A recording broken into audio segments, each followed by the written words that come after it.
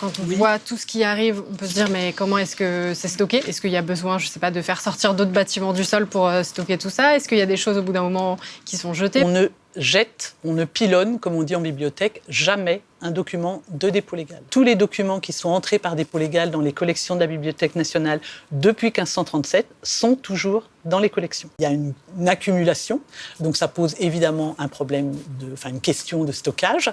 Donc ici, sur le site François Mitterrand, les documents sont stockés dans des magasins qu'on appelle de conservation, dans les étages, les 4 tours, entre le 8e et le 18e, dans ce qu'on appelle le socle, c'est-à-dire les niveaux qui sont en dessous des tours. On externalise, c'est-à-dire qu'on va stocker ailleurs, dans des silos, par exemple, des documents qui sont sélectionnés parce qu'ils sont moins... Il y a moins de notion de fragilité que certains autres, ou alors ils sont moins demandés par les lecteurs, donc on a moins besoin de les avoir sous la main pour les communiquer, et dans ce cas-là, on va pouvoir les stocker à l'extérieur.